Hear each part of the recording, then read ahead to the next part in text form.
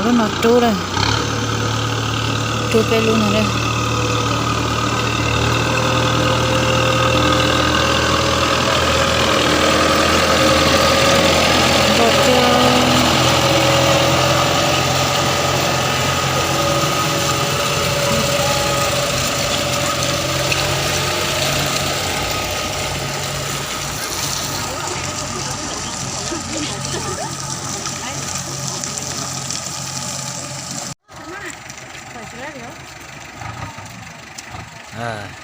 Đó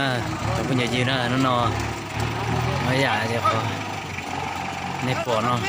mới già chưa còn nếp bỏ nó về tua mù gì sai chạy tôi một khi nó luôn nó chuyện bằng cái tia đó tông nó chế gì chứ đi tông nó chế gì đó thế gì cái nó chỉ ở đó chú còn có đó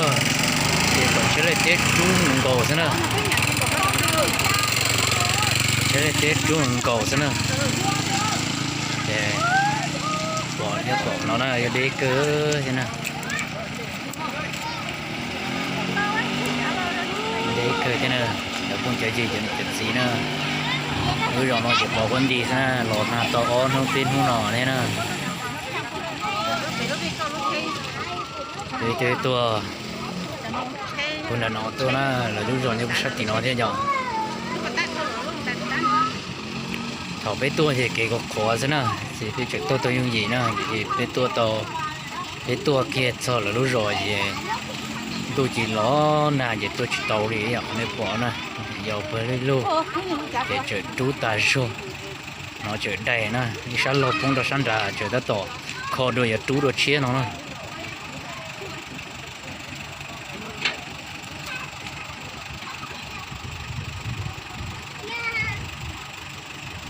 có bên đó nó hay ăn gói nó ấy thì nó không nói gì tới tổ cho chế nó tới tổ tua thì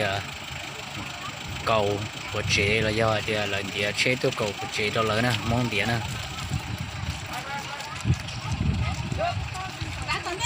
thì còn nói chuyện cầu cứ kia lên nữa chú đã tổ cái chú nó là nè chú có lúc nó tự Chú nó to còn lúc nó tặng to.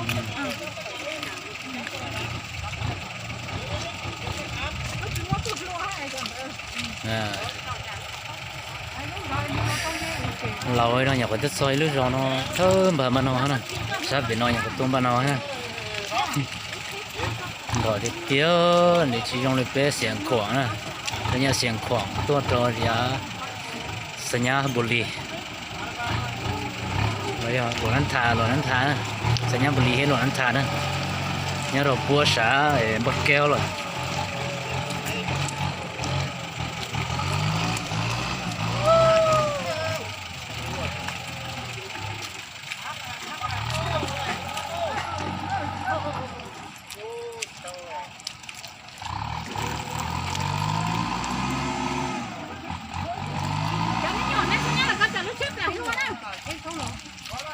xe của nó là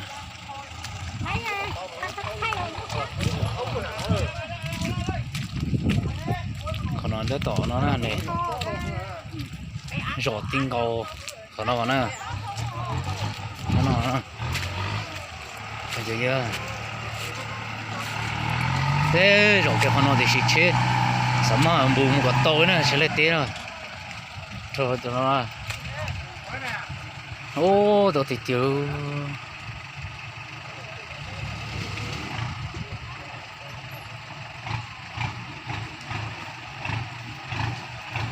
lột kia nghĩ là tông dọn nó phổ nó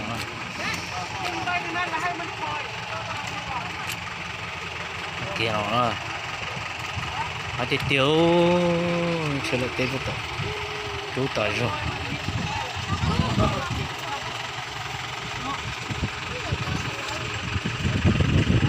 chú tài rồi nữa nó phổ nó cái tôi được số lúc rồi thì trong gói những chỉ nói nữa thì cái tôi lúc rồi nó chỉ trong nó nữa nó có bắt tổ nó rõ nữa Cái tụi nó thấy cái gì đó. Dạ, bố rô đã có á. Ủa ó chứ. Đâu bố đã chết rồi. Bố đầu tiên thì chắc chắn nó không lắm á. Ủa chứ. Chưa ở tao.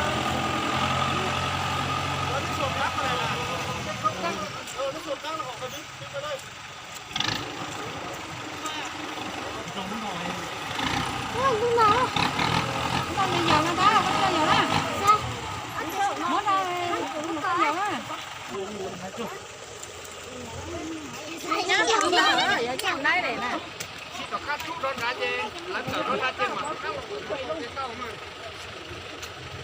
Ở lúc nào là đến đó thịt tàu thì có thịt chua cái lu mà không chua. Còn bố nó nữa nhà ti có tóc hầu con tay tóc hầu nữa nữa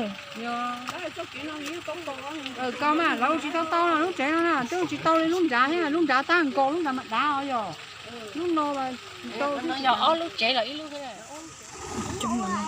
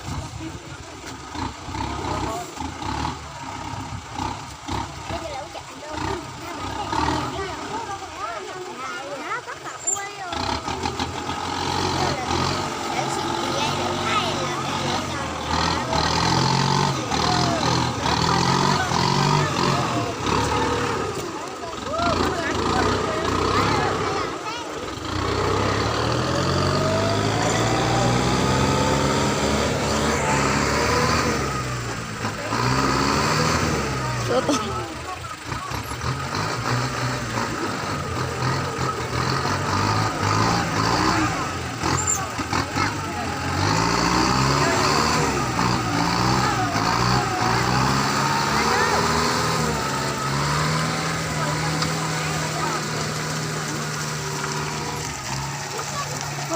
kiếm con bọn nó đấy một xe một tao thuê đấy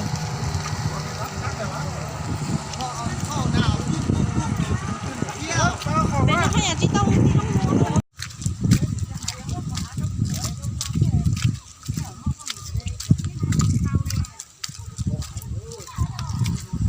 chụp cái gì đó tao sao lúc rõ tao xia tôi anh chỉ sai tết trời lần nào tao nó món nó ô tao kịp buộc ta đi nữa sẽ dùng một chiếc tao đi nữa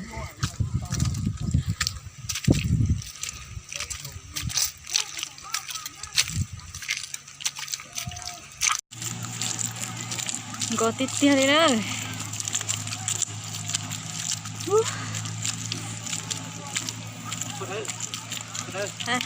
Hay quá, hay luôn không? Nó với cái con này cái chụp cái gì á,